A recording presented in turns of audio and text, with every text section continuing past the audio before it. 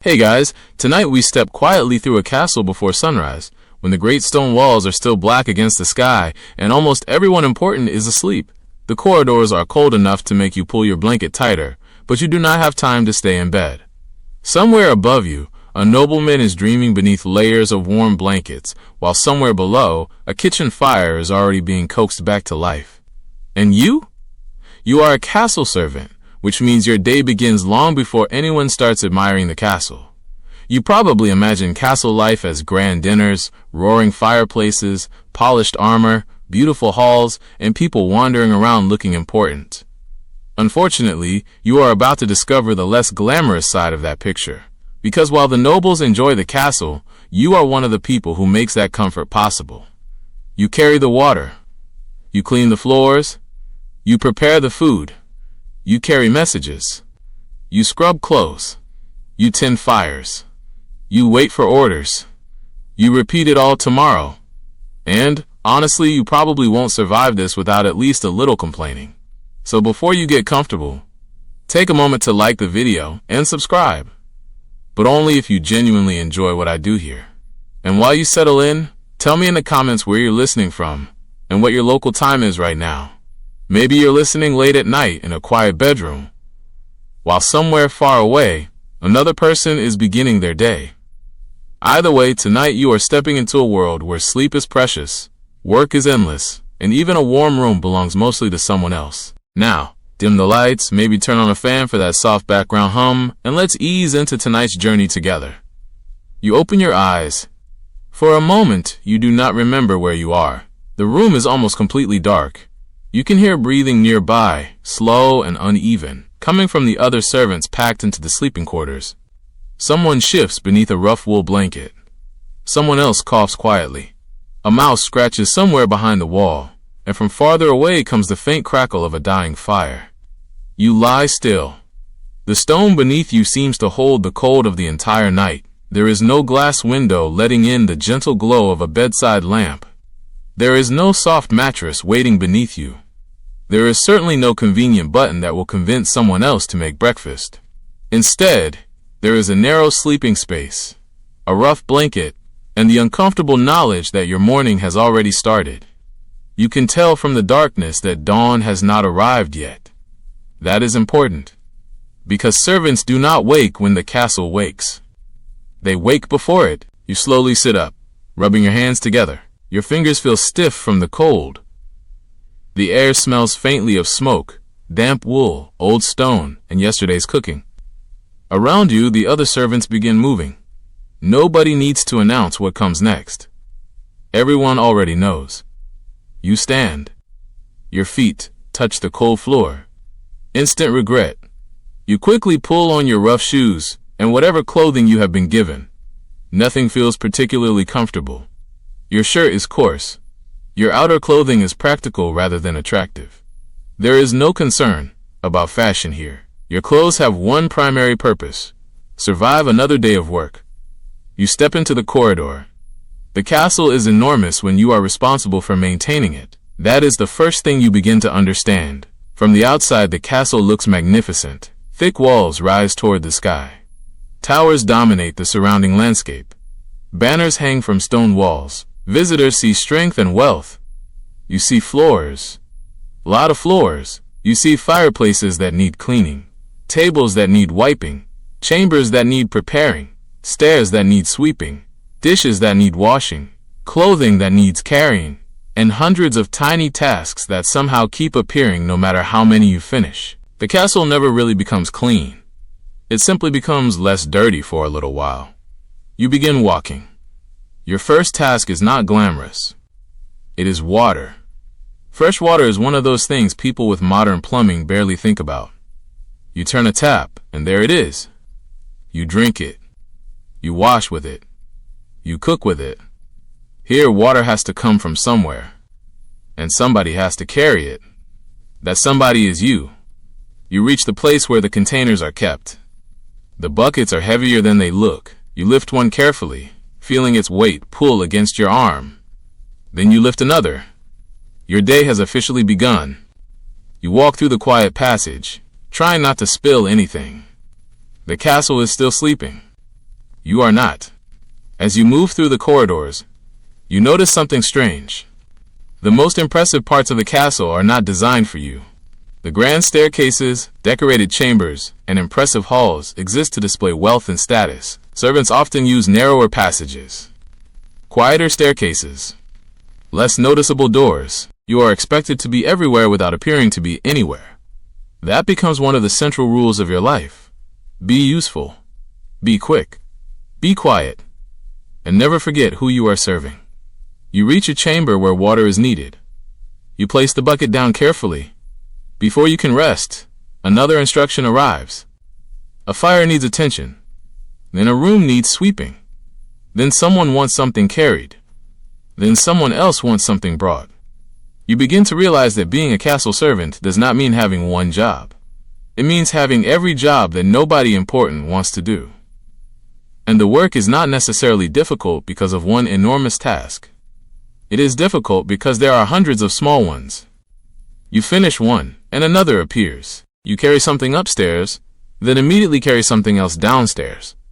You clean a room, and someone walks through it with muddy shoes. You prepare a table, and someone drops food on it. You wash a cup, and someone immediately needs another drink. The work constantly resets itself. That is perhaps the cruelest part. There is no final moment when you can look around and say, good. Everything is done. Everything is never done. Not in a castle, not for you. And yet, as the first faint gray light begins to appear beyond the narrow windows, the castle slowly starts coming alive. You hear footsteps above. Doors open. Voices rise. A bell sounds somewhere in the distance. The nobles are waking. The castle is beginning its public life. Soon people will enter the great hall and see warm fires, clean tables, prepared food, polished objects, and an orderly household. They may never think about the people who made all of it possible. They may never notice you. And strangely enough, that is exactly how things are supposed to be. You are there to make comfort appear effortless. You are there to make luxury look natural. You are there before the meal, before the guests, before the music, before the celebrations. And you remain, after everyone else is gone. You look down the long corridor. The day has barely begun. Your arms already ache. Your hands are cold. And somewhere in the kitchen, you can smell bread warming over the fire. For a brief second, you imagine eating some. Then you remember. The food is not yours. Not yet. You pick up the bucket again. And you keep walking. The bucket in your hand seems to become heavier with every step. You have barely finished carrying the first load of water, and already your shoulders are beginning to complain. You set the bucket down outside another chamber, straighten your back, and take a slow breath. There is no time to rest. A voice calls from farther down the corridor. More water. Of course. You pick the bucket up again. This is how the morning teaches you its first lesson. Nothing in the castle is ever close enough.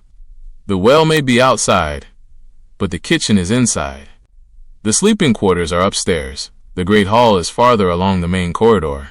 The laundry area is somewhere beyond another courtyard. Every simple task becomes a journey, and every journey becomes part of another task. You walk back toward the courtyard. The sky is lighter now. A thin gray-blue glow hangs above the castle walls, but the sun has not yet appeared.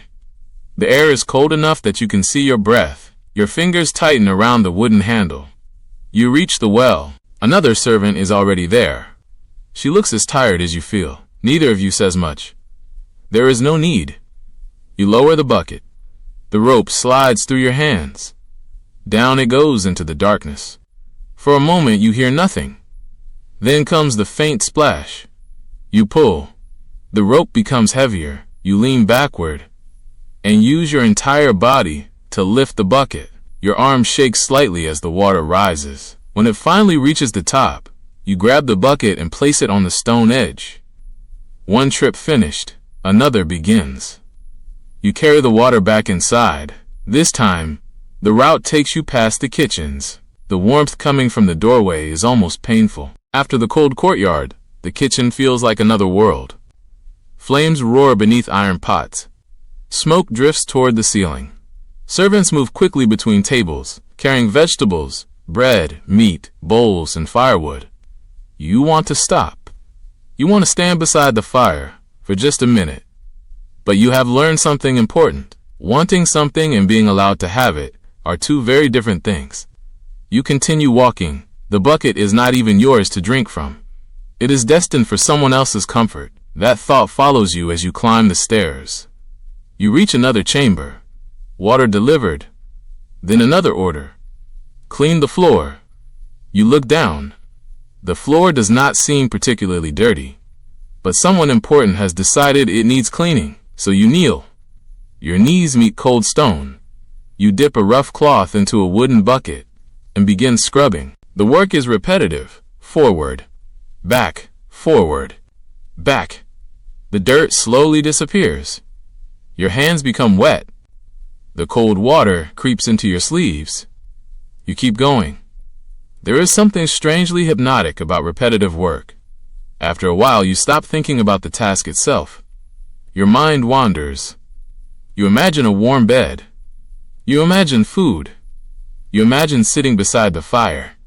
You imagine waking up whenever you want. Then a shadow falls across the floor. You look up. A steward stands nearby. He examines your work. You immediately straighten. He points toward a corner. There is still dirt there. You look.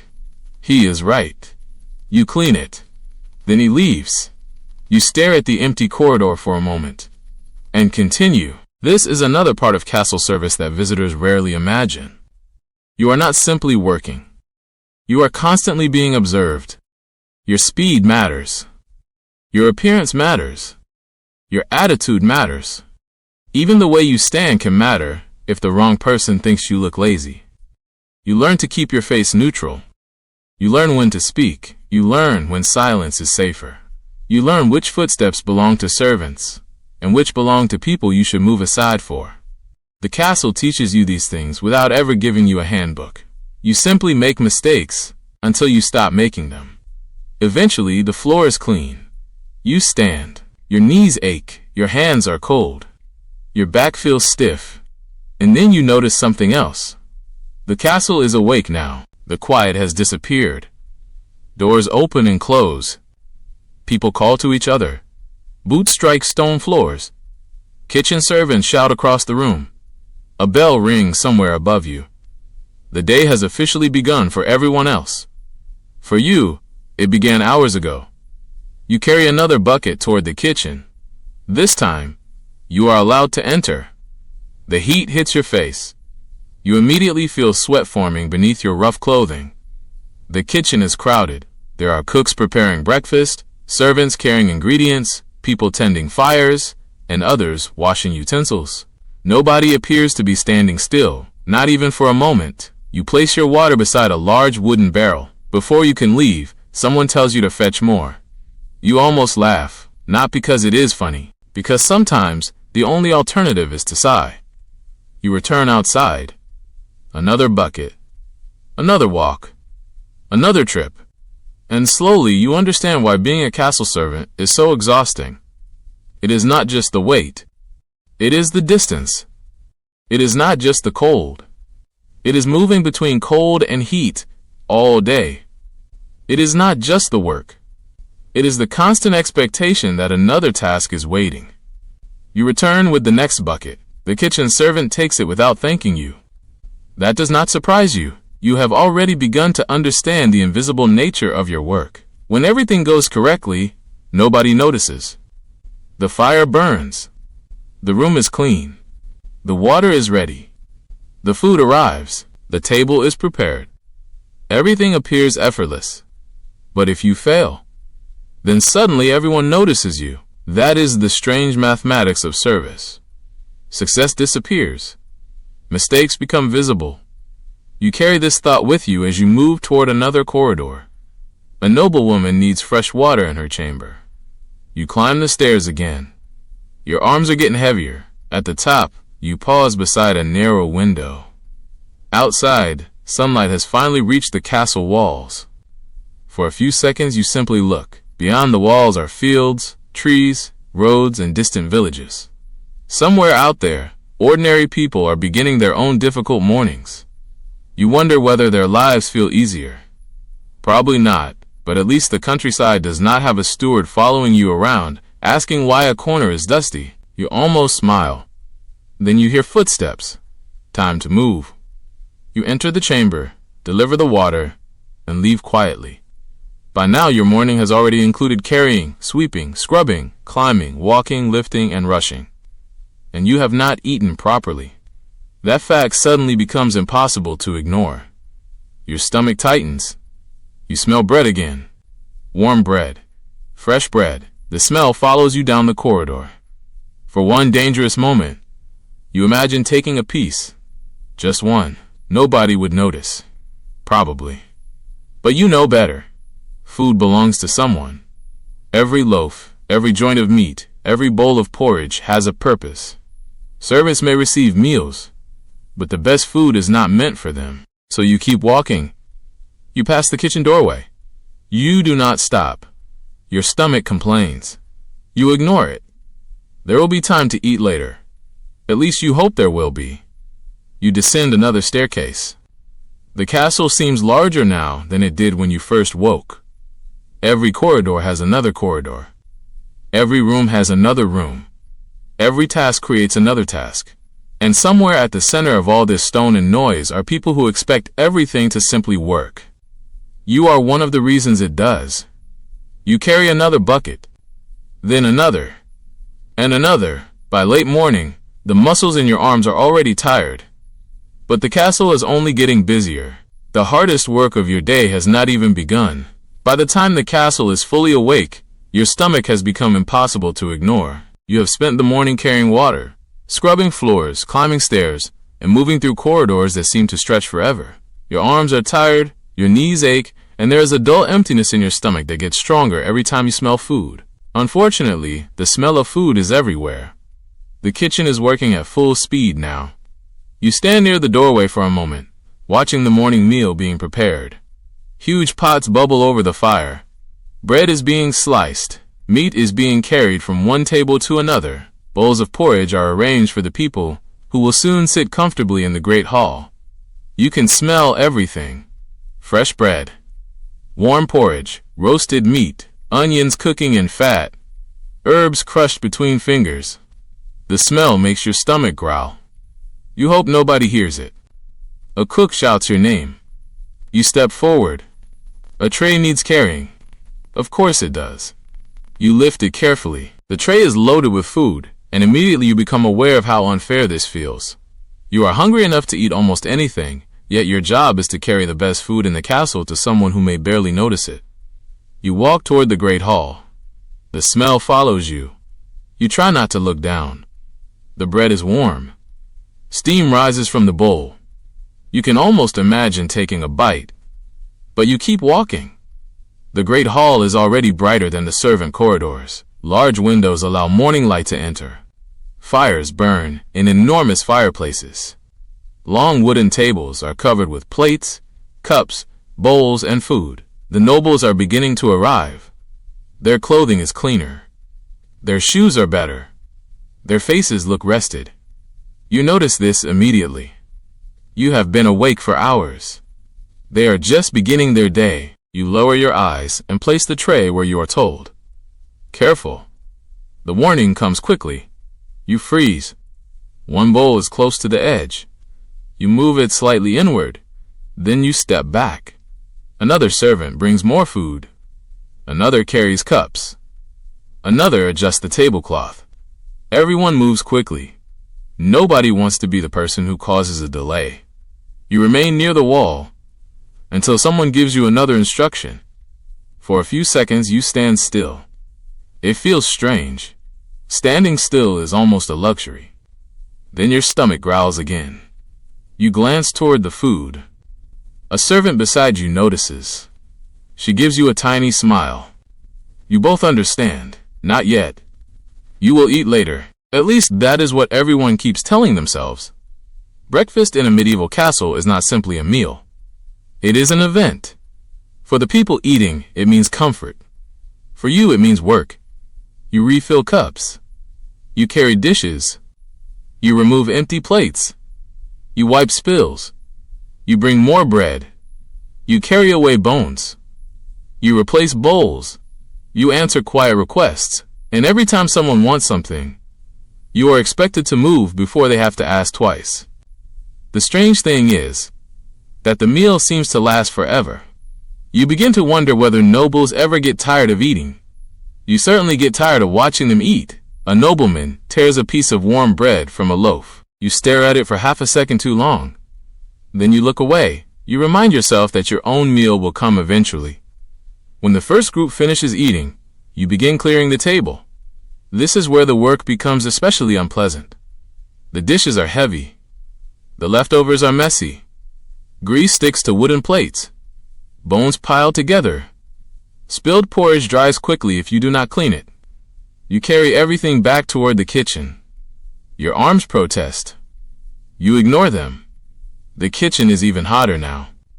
The open fires have transformed the room into a furnace. You place the dishes down. Immediately, another stack appears.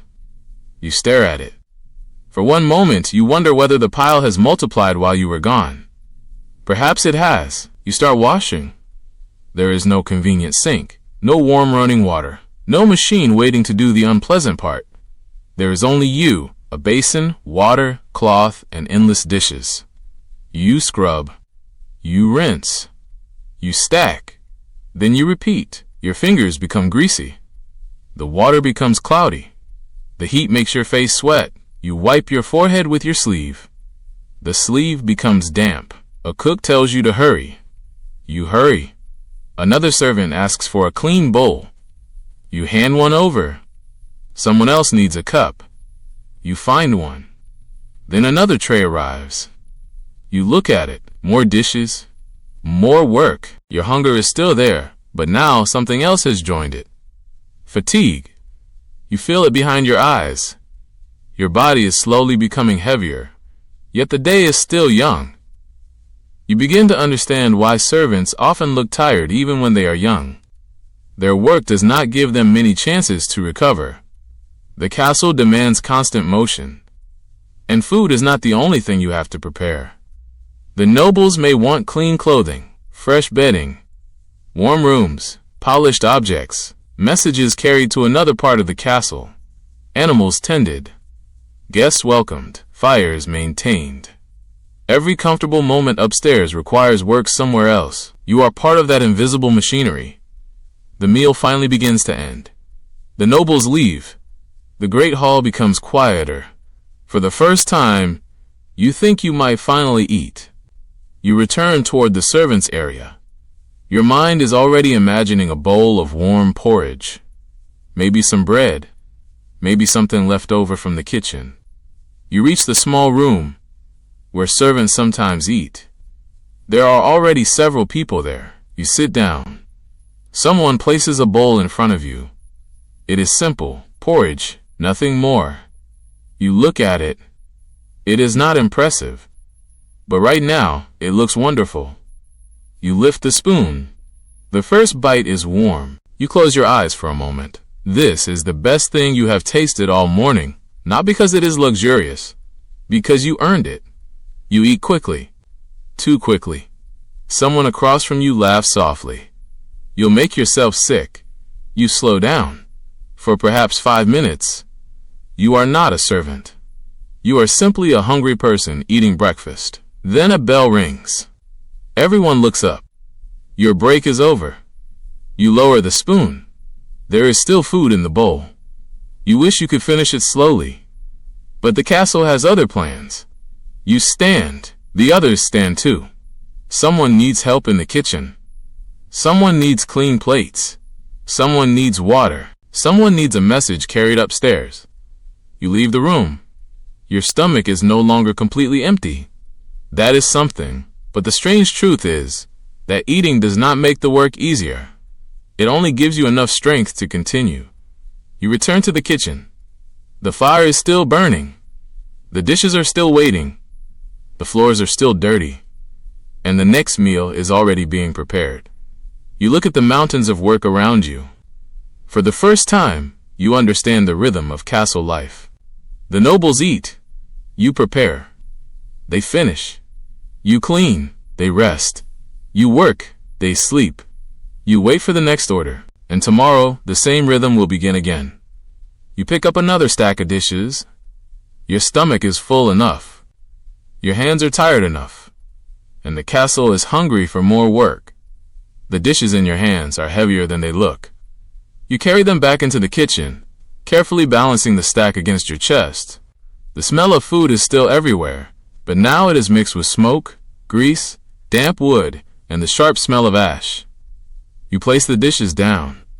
Before you can straighten your back, a cook points toward the fireplace. More wood is needed. You look at the fire. It is already roaring. You wonder how it could possibly need more fuel. Then you remember. The kitchen is not allowed to go cold. Not for breakfast, not for dinner, not while meat is roasting, not while bread is baking, not while someone important might suddenly decide they want something warm. So you head outside. The moment you leave the kitchen, the cold hits you. Your face tightens. You walk toward the woodpile. There are already several servants working there. One is splitting logs. Another is carrying bundles.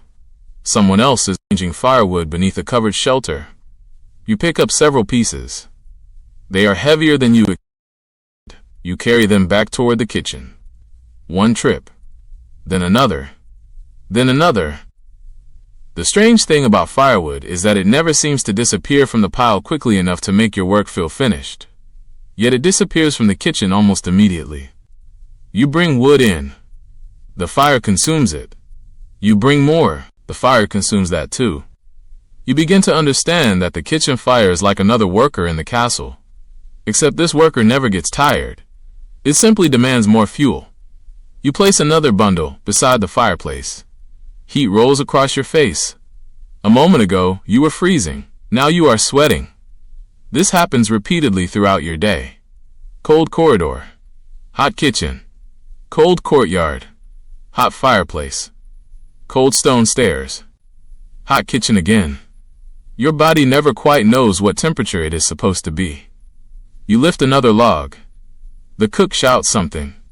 You turn. A large pot needs moving. You help another servant carry it. The pot is enormous. Two of you grip the handles. The heat is intense. Steam rises around your face. You move slowly. One step, another, another. Finally, the pot reaches the table. You let go. Your hands feel strangely numb. The kitchen never stops. A loaf of bread comes out of the oven. Someone puts another loaf in. A pot is removed from the fire. Another replaces it. Vegetables are chopped. Meat is prepared. Herbs are crushed. Water is carried. Dishes are washed. Firewood is added. Everything moves in circles. And you are caught inside that circle. You wipe sweat from your forehead. Your face is probably covered with soot now. You glance toward a polished metal pot and see your reflection. You barely recognize yourself. Your hair is messy. Your face is flushed. A dark mark of ash runs across your cheek. You almost laugh. You look less like someone living in a castle, and more like someone who has been personally attacked by a fireplace. But there is no time to worry about your appearance. The cook needs flour. You run to the storage room. The storeroom is cooler and darker. Rows of sacks and wooden barrels line the walls. You find the flour. It is heavier than it looks. You lift the sack carefully. The weight pulls at your shoulders. You carry it back. The cook takes it. No thank you. No pause. Just another order. You return for more. This is how the kitchen works. Speed matters. If one person slows down, someone else has to compensate. You learn to move quickly without running. You learn to carry heavy things without dropping them. You learn to squeeze through narrow spaces without knocking anything over. You learn to listen while working. A shout from one corner means something is needed. A bell can mean a meal is approaching. A change in the fire means another task. A sudden silence can be even more important. You begin to understand the language of the kitchen without anyone teaching you. At one point, a tray slips from another servant's hands. It crashes onto the floor. The sound is enormous.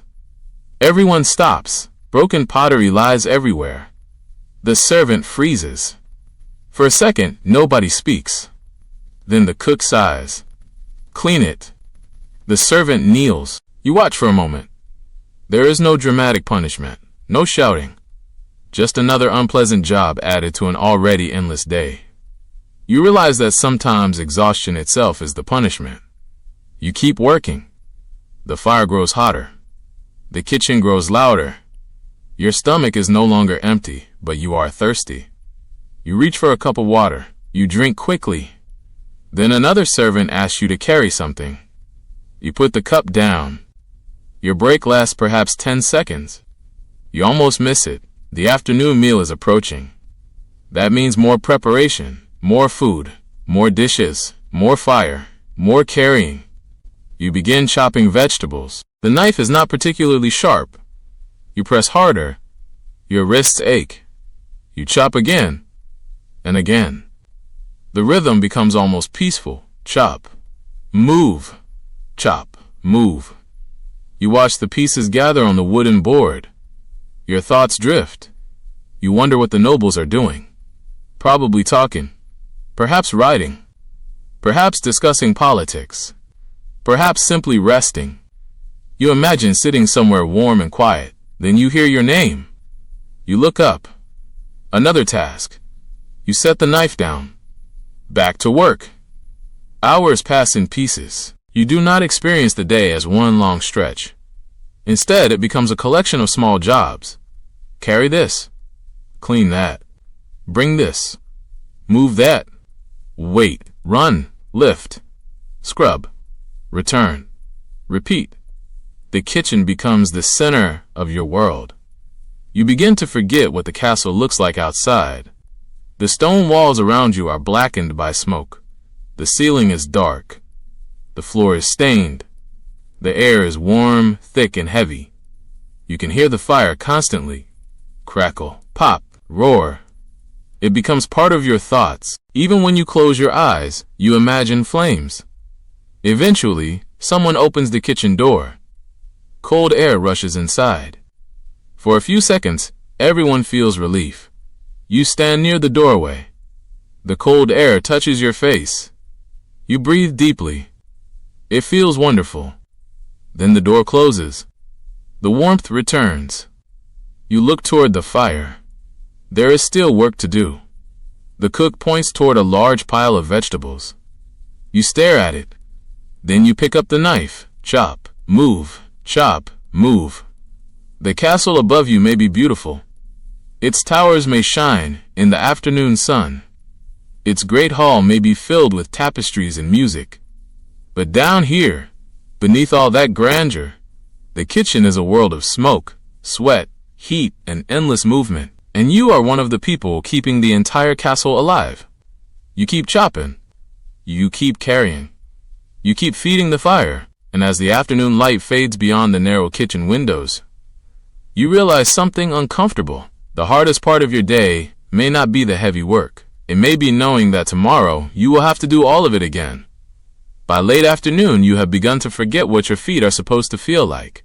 They have been walking across stone floors for so many hours that the sensation has become strangely distant.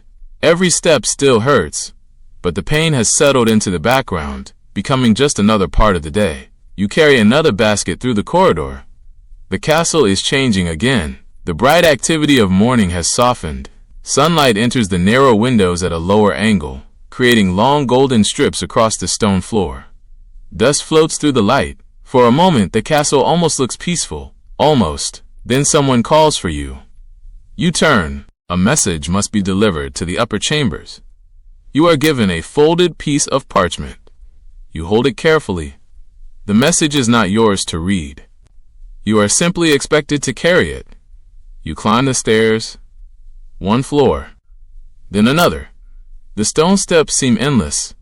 At the top, you pass through a quieter corridor. This part of the castle feels different from the kitchen. There is less smoke, less noise. The walls are decorated with tapestries. The floors are cleaner. The air smells faintly of wax and perfume instead of ash and cooking fat. You slow your steps. You know you are entering a place where servants are expected to be nearly invisible. You find the correct chamber. You knock. A voice answers. You enter only far enough to deliver the message. The person inside takes the parchment. You bow your head. Then you leave. The entire task takes less than a minute, but reaching the room took several minutes of climbing. You descend again. This is the strange mathematics of castle service. A noble might spend 30 seconds asking for something. You might spend 20 minutes making it happen. And when it arrives, nobody sees the 20 minutes. You return to the lower floors. The kitchen is still busy. The afternoon meal has created another mountain of dishes. You look at the pile. You almost feel personally offended. There are so many. You begin washing. Again. The water is warm now. Your hands are not. They have been soaked and dried so many times that the skin feels rough and tight. You scrub another wooden bowl. Then another. A cup. A plate. A spoon. Another bowl. Your mind begins to drift again. You imagine what it would feel like to have a day with no orders, no buckets, no stairs, no kitchen, no steward watching you. Just one quiet day. You imagine sleeping until the sun is high. You imagine eating breakfast slowly. You imagine sitting outside. The fantasy lasts perhaps 5 seconds. Then someone drops another pile of dishes beside you. You look at it. Your fantasy disappears. You continue. The afternoon passes. Then the castle prepares for evening. This means the work changes again. Fires need tending. Candles need preparing. Tables need cleaning. Rooms need arranging. Clothing needs carrying. The great hall must be made ready. You leave the kitchen with a bundle of candles. The corridor is darker now. You place the candles in their holders. One by one. Another servant follows with more. Soon the hall begins to glow. The difference is remarkable. Only minutes earlier, the room looked gray and cold. Now it appears warm and inviting. The nobles will arrive soon. They will see the candles. They will see the polished tables. They will see the fire. They will see a beautiful room. They will not see you, and that is exactly how the room is supposed to look. You step back. The table is ready. The candles are burning. The fire is strong. Everything appears effortless. You know better. You helped create it. You carry that thought with you as you move away. A bell rings. Dinner preparations begin. You return to the kitchen. The room feels hotter than ever. The fires have been burning all day. Your face warms instantly. The evening meal is more complicated than breakfast. There are more dishes, more guests, more food, more expectations. You are assigned to carry plates. You pick up the first tray, then another, then another. The work becomes a rhythm. Kitchen, hall, kitchen, hall, kitchen, hall. Your legs move almost automatically. You begin to understand why experienced servants can walk through the castle without looking confused. They know every turn, every staircase, every doorway, every shortcut. They know which corridor is fastest. They know which stairs creak. They know where the steward usually stands. They know which rooms must be avoided when important guests are present. They know everything because knowing saves time. And time matters. A few minutes saved on every journey can become an hour by the end of the day. You learn one shortcut yourself. A narrow passage behind the kitchen connects to a smaller staircase. It is darker and colder, but it is faster. You use it again and again. Soon, your feet remember the route. You carry a tray through the passage. A servant coming the opposite direction presses against the wall. You squeeze past. Neither of you speaks. You both understand. The castle is busy. Everyone is trying to get somewhere. Everyone is carrying something. Everyone has somewhere they are expected to be. You reach the great hall. Dinner has begun. The room is warmer now. Music may be playing. Conversation fills the air. Laughter rises from the tables. For the people sitting there, the evening feels comfortable. For you, it is another shift. You refill cups. You bring food. You remove empty dishes. You wipe spills. You replace utensils. You answer quiet requests. A nobleman gestures toward you. You approach. He points toward his cup. You understand. You refill it. He returns to his conversation. You step away. You are not part of the conversation. You are part of the machinery that allows the conversation to continue. That distinction matters. You are present everywhere, yet socially, you are almost invisible. You begin collecting empty dishes. One plate is heavier than expected. You lift it. Your arm shakes slightly. You hope nobody notices. A second plate. A third. You stack them carefully. You walk toward the kitchen. Halfway there, your shoulder aches sharply. You stop for half a second. Just half. Then continue. You know better than to rest in the middle of the corridor. Someone could interpret it as laziness. So you keep moving. Back in the kitchen, you unload the dishes. Another servant takes them. You return. More plates, more cups, more food. The evening stretches on. Outside, darkness has covered the castle grounds. Inside, candles burn brighter. The stone walls hold the day's heat. Your body is exhausted, but your mind remains alert. Because the day is not finished, not even close. You look toward the kitchen doorway.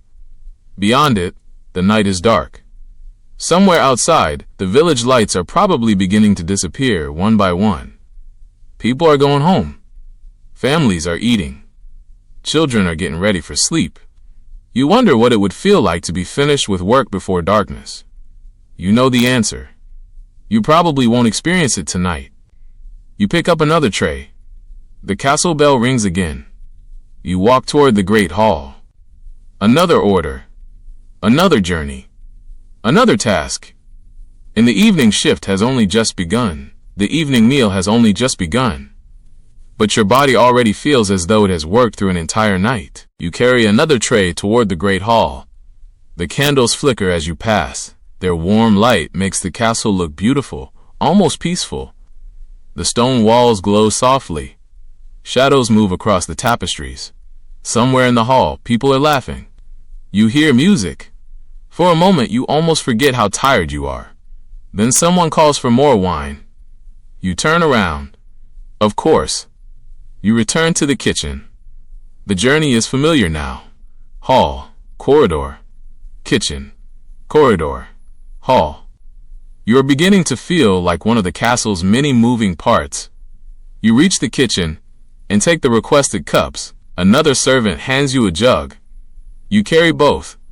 The jug is heavier than it looks. You walk carefully. Spilling anything is dangerous. The floor is uneven. Your arms are tired. The candles make shadows dance across the walls. You reach the great hall. The nobleman gestures toward his cup. You fill it. He barely looks at you. You step away. That is the pattern. You arrive. You provide. You disappear. You are needed constantly, but rarely noticed. You return for another tray. This time it contains food. The smell makes your stomach tighten again. You have eaten, but hunger has already begun returning. You carry the tray through the corridor. A servant walking in the opposite direction nearly bumps into you. Both of you stop. You apologize. He apologizes. Then you continue. There is no time for conversation. The castle has become a machine of movement. Everyone carries something. Everyone is going somewhere. Everyone is trying not to make a mistake. You reach the hall again. The tables are crowded. Candles burn brightly. The fire roars. The nobles are relaxed. You are not. You place the food on the table. A hand reaches toward it before you have even stepped away. You move backward. Another servant replaces you. The work continues. You look around. The room is impressive. Tapestries hang from the walls. The wooden beams are decorated. Metal cups shine in the candlelight. The fireplace is large enough to warm half the room. For a wealthy guest, the castle might feel comfortable. For you, every beautiful object is another thing that has to be cleaned. Every candle must be replaced. Every table must be polished. Every cup must be washed. Every tapestry must eventually be dusted. Every fire must be maintained. Beauty creates work. You have never thought of it that way before. You collect another empty cup. Then another, a plate. Another plate. You stack them carefully. Your arms are beginning to shake. You carry them toward the kitchen. Halfway there, you hear laughter behind you. You glance back. The nobles are enjoying themselves. You turn forward again. The corridor feels longer. You keep walking. Inside the kitchen, the pile of dishes is growing. You place yours on top. A cook points toward another task. The fire needs tending. You stare at it. The flames are still strong, but the wood beside the fireplace is nearly gone. You carry another bundle. Your shoulders ache. You feed the fire.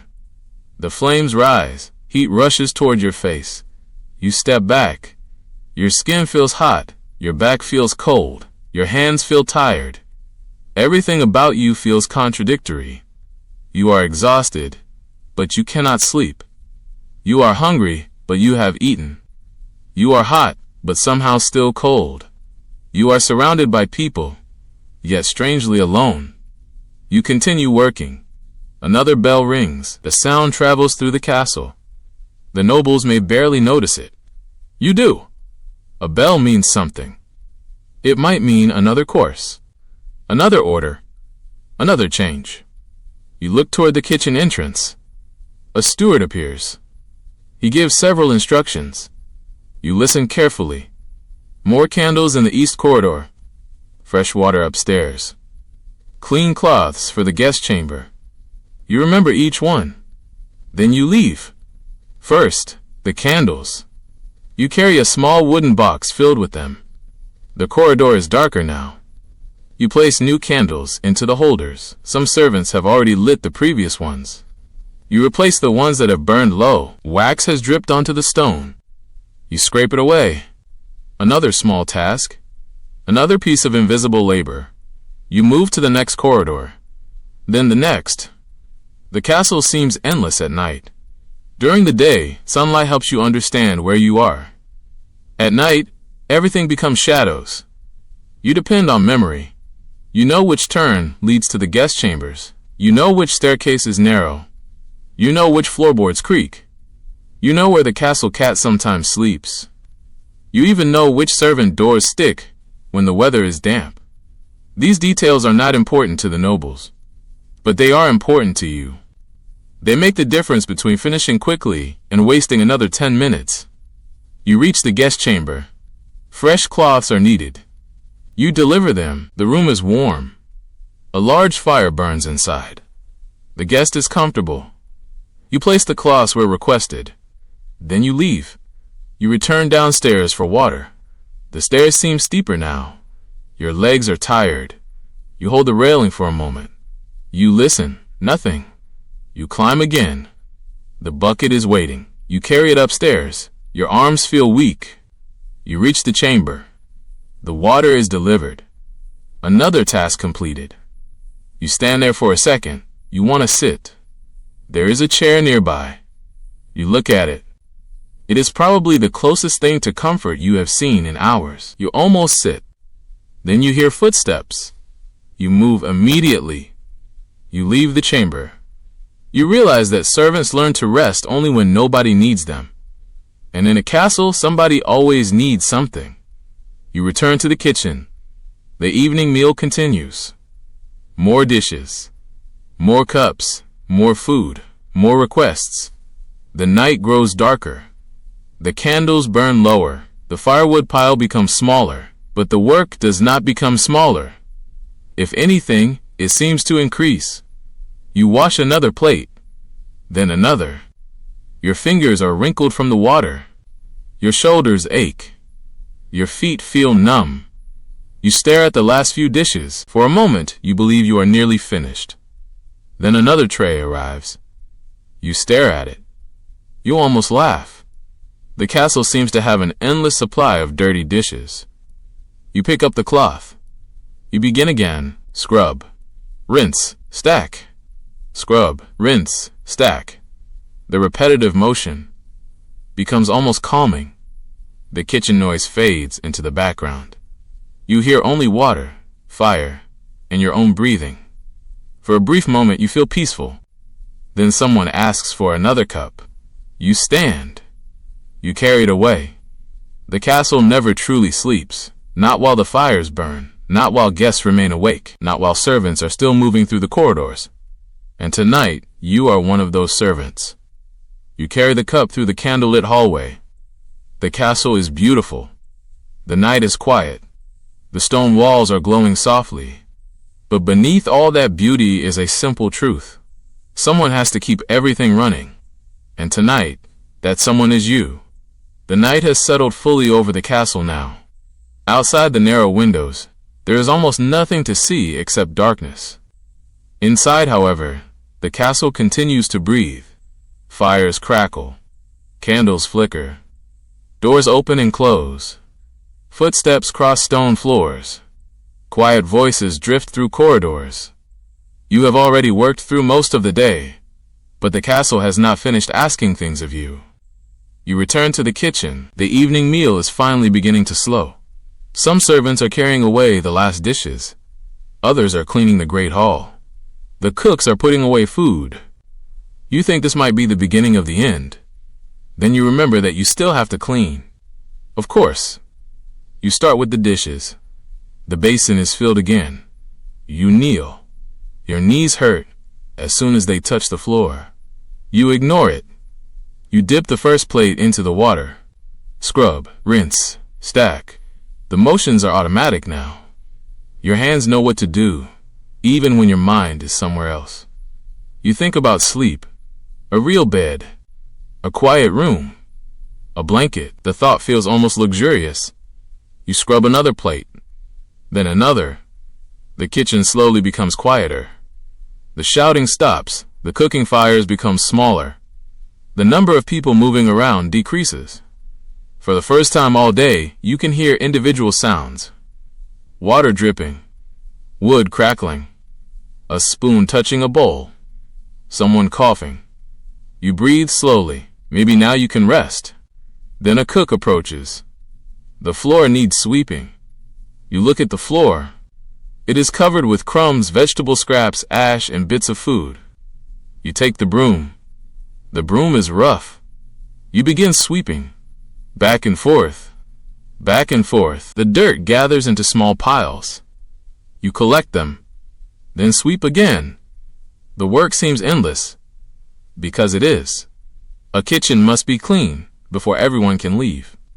You sweep beneath tables, around the fireplace, near the storage shelves, behind the cooking area, everywhere. You discover pieces of food that have been hidden under furniture. You collect them. You wipe the tables. You clean the wooden boards. You rinse the floor. By the time you finish, your back feels like it belongs to someone twice your age. You stand slowly. The kitchen looks different. Cleaner. Quieter. Almost peaceful. You take a breath. Then you realize something. The fire still needs attention. You carry more wood. The flames are smaller now, but they cannot be allowed to die completely. You place the logs carefully. The fire rises. Warmth spreads across your face. You step back. For a moment, you simply watch it. There is something hypnotic about fire at night. The flames move without hurry. The light dances against the stone. You could stand here forever, but you cannot. A voice calls from the corridor. More work. You close your eyes for half a second. Then you go. This time, the task is simple. Fresh bedding. You collect folded linens. They are heavier than they look when carried in a large bundle. You climb upstairs. The castle is much quieter now. Most guests have gone to their chambers. Servants speak softly. The corridors are dim. You move carefully. You do not want to wake anyone. You reach a chamber. The old bedding must be removed. You carry it away. Fresh bedding goes in. You straighten it. You pull the corners tight. You smooth the fabric. You make the bed look perfect. The person who sleeps there may never know who prepared it. That is normal. You leave. Another room. Another bed. Another bundle. You begin to realize that much of castle service happens while everyone else is sleeping or preparing to sleep. The comfortable bed you imagine for yourself exists because someone else has spent time making it comfortable. The clean room exists because someone cleaned it. The warm fire exists because someone carried the wood. The fresh water exists because someone walked to the well. The quiet corridor exists because someone swept it. Comfort has a hidden workforce. And tonight, you are part of that workforce. You return downstairs. Your legs are heavy. Your eyes are tired. You pass the great hall. The tables are nearly empty now. The candles are burning low. A few servants remain. You help clear the last dishes. 1 plate, 2, 3. The final cup. You carry them into the kitchen. The door closes behind you. The castle seems quieter. You look around. For the first time, you can almost believe the work is ending. Then you hear a bell, not a loud dinner bell, a smaller bell, a signal from somewhere upstairs. You stare at the ceiling. Someone needs something. You take a breath, then you climb again. At the top, another servant is waiting. A guest wants hot water. You nod. You take the bucket. Back downstairs. Fill it. Back upstairs. Deliver it. The task takes several minutes, but the effort feels much larger because your body's already exhausted. You return toward the servant quarters. This time, nobody stops you. You begin walking more slowly. Your feet hurt. Your shoulders hurt. Your hands hurt. Your back hurts. You feel every part of your body. Yet you are almost there. The servant sleeping area is not impressive. There are simple beds, rough blankets, little personal space. The air is cooler. The room is dark. You enter quietly. Some servants are already asleep. Others are preparing to lie down. You find your place. You sit. For a few seconds you do nothing. You simply sit. It feels wonderful. You remove your shoes. Your feet ache as they touch the cold floor. You rub one ankle, then the other. You look at your hands. They are red and rough from water, work, heat, and cold. You think about the day. It feels much longer than one day should. You woke before sunrise. You carried water. You cleaned floors. You prepared food. You carried dishes. You washed dishes. You carried firewood. You climbed stairs. You delivered messages. You prepared candles. You changed bedding. You worked through dinner. And now, finally, you are sitting. But even now, you know tomorrow will begin the same way. The realization is almost funny. You have not escaped the castle. You have simply reached the part of the castle where you are allowed to sleep. You lie down. The mattress is thin. The blanket is rough. The room is not warm. But you are too tired to care. Your head touches the pillow. Your eyes close. For a few seconds you hear the castle, a distant footstep, a door closing, a faint crackle from a fire. Then silence. You begin to drift. And just before sleep takes you completely, you hear a bell somewhere in the distance. You open one eye. You wait. Nothing happens. You close it again. Maybe tomorrow's first order can wait until morning. For now, you finally sleep. Morning does not care how tired you are. It arrives anyway. A pale strip of light appears through the narrow opening in the wall, slowly replacing the darkness of the servant quarters. You are still asleep when the first sound reaches you. A bell.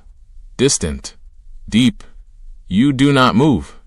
Another bell follows. You open your eyes. For one beautiful second, you forget where you are. Then you remember. The castle. The work. You sit up. Your body immediately reminds you of yesterday. Your shoulders ache. Your legs feel stiff. Your hands are sore. Your back complains when you bend forward. You stare at the floor. You have barely slept. and yet the day is already beginning. Around you, other servants are waking. Someone yawns. Someone pulls on a pair of worn shoes. Someone whispers that the kitchen needs help. You hear the words. You wish you had not. You stand. The floor is cold beneath your feet. You put on your shoes. They are not comfortable. Nothing about them is comfortable. But they are what you have. You pull your rough clothing into place. There is no mirror. You do not need one. You already know what you look like. Tired, messy, probably still carrying traces of yesterday's work. You leave the sleeping area. The corridor is cold.